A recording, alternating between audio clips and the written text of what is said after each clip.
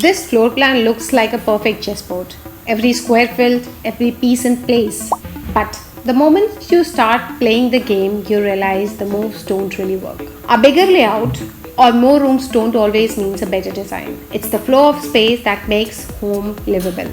Like how the formal and informal zones are separated, whether bedrooms have privacy, or if the kitchen connects well to the dining area, or if the services are properly intact in the house. Hi, I'm Naseema Khatoon, an architect and interior designer, and in today's video, I am going to review this architectural layout plan with you all. Like I always say, design is very subjective. Every architect and every designer, they have their own perspective. So whatever I share here is simply how I would have approached this plan.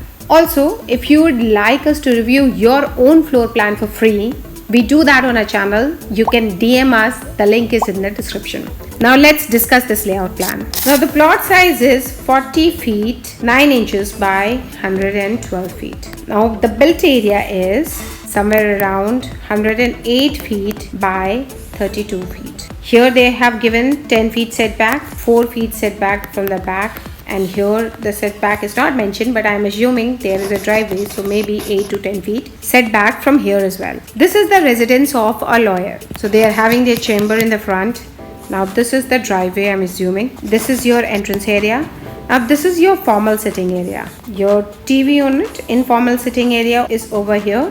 This is your mandir and this is the kitchen.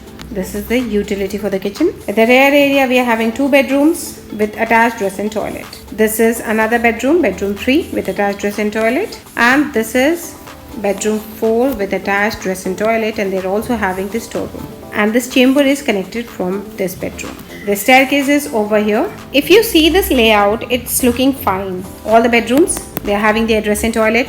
The kitchen is here, which is having its utility. And one very important thing, once you enter, you get to see a feeling of space. So it shows the grandness of the space.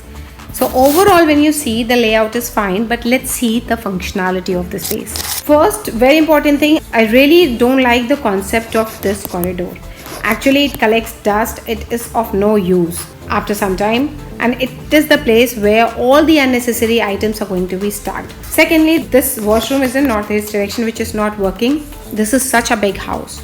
So kitchen has to have a proper dedicated space with proper utility. It is actually linear. When you'll start doing the interior work, you will find that storage is very less. And my chamber is from the bedroom. So whenever you're designing an office like this, it should be from a space which is common. Maybe a lobby area, maybe a dining area, or maybe a drawing area, not from the bedroom. The location of this staircase is also not working. This is accessible like this when you connect it from inside, which is actually not working. It should be located somewhere in the house, maybe here or somewhere which is connected from outside or inside. So the staircase location also has to be changed. So these are the things that I think that needs to be worked on. I have created one option for this, actually 2 options, but one with a slight change from option 1. So let's discuss that layout with you all. Now this is the layout plan that I have created. Now this is my main entry. Once you enter, you get to see my living area, and this is my formal sitting area. My one bedroom is over here with attached dress-in toilet. This is my another bedroom. I have taken 4 feet from the corridor they have given and added in my bedroom. So if it is possible, you can do it. If the bylaws doesn't allow it, they can keep it as it is. This is my kitchen with the utility. See, this is a good size kitchen. Now you can design it with the utility and you create a breakfast counter over here, or this can be your dining area. See, you have to work on it, but this is the space that I have created. So this is my kitchen and this is my dining area. And now my chamber entry is from the dining area, which is a common area, like I told you. Yeah, now it is working fine. This is my another bedroom, rear bedroom, you can see. I have extended, made it slightly bigger, and this is my wardrobe. This is my dressing with attached toilet. So what they can do, they can even remove the dressing, and if they want to increase the size of the toilet, it can be done. And this is another dress-in toilet, and this is my another bedroom.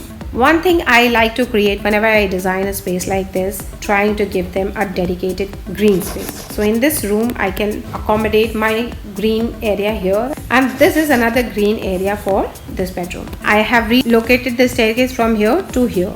Whenever you design any circulation area like this, you should always try to connect it from inside. And this is one beautiful courtyard. You can create a tree over here. And this area is my laundry area plus space for drying clothes. So now it is not visible and it is connected from staircase as well. If we place a kitchen over here and make this area as a dining area plus bar maybe, then this formal informal sitting area can be connected and it is giving a very useful space. So if you're having some sort of gathering, then this area can be very well utilized. But what will happen if we will place our kitchen over here? This kitchen is very far from this bedroom, so it is not very functional. See, kitchen is a place which is needed by every person of the house very frequently.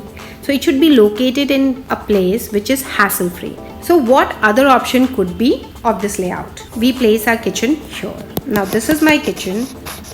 This is my formal sitting area. You create a sliding folding partition over here. So when it is needed, it is closed. Otherwise, it is becoming a part of your drawing room. Can be connected. And my dining area is this hall. So now you are having two proper zone, a bigger space where you can sit and relax and have some good time with your family. Also, you can create a bar area if you want. So this is your kitchen. You can create a breakfast counter over here. Then this can be your dining area. So this is another option that I have created. Now this is my kitchen. This is my utility. See, it needs to be redesigned as per space requirement. And this is my dining area. Now you can create your bar zone over here, and this can be your dining table. This can be your breakfast counter. So you can design your space like this. And these areas are as it was in option 1. This is my formal sitting area. Now let's discuss the thing that I find missing in this layout. See, this is my chamber. It should have a powder washroom, because what is going to happen, even if you want to use it, you have to go inside and use this washroom, which is not very functional. So whenever you're designing office in your residence, you should always try to give a powder washroom. Maybe a door here would have worked. Secondly, in this huge hall, there should be a powder washroom. Maybe you convert this storeroom into a powder washroom, but it is needed. So let's see how I can accommodate in my layout. If I want to accommodate a powder washroom in this chamber, what I will do, I'm going to create this as a washroom, convert this dressing room into a powder room, and now a powder washroom is added for this chamber. Secondly, in order to add a powder washroom in this area, what I would do, I am going to shift my wall like this. Now this is my powder washroom. I'm going to create a door like this. Also in that layout, I saw a storeroom, which I have not accommodated. So it can be placed below the staircase area here, or maybe somewhere here as well. You can create a storeroom with a laundry. So it can be designed that way. One very important point I want to add, while designing this staircase, you have to be very careful, because you need to provide a proper head height, because this staircase is going to go like this. So you have to give them a proper head height over here. So this is a critical point actually, but it can be done. So you have to be very careful at the stage of planning this staircase. So this is the option 2, and I like this option better because I'm having two proper bigger space like this, and every room they are having their dress and toilet. See, this is the initial sketch. Obviously the refinement is done after the discussion with client and with time. Let me know in the comment section which option you like the most. Let me tell you again, we review architectural floor plan for free on our channel. So if you have any floor plan that you want us to review, you can DM us. The link is in the description. That's all for today. Thank you so much for watching. See you in the next one. Bye.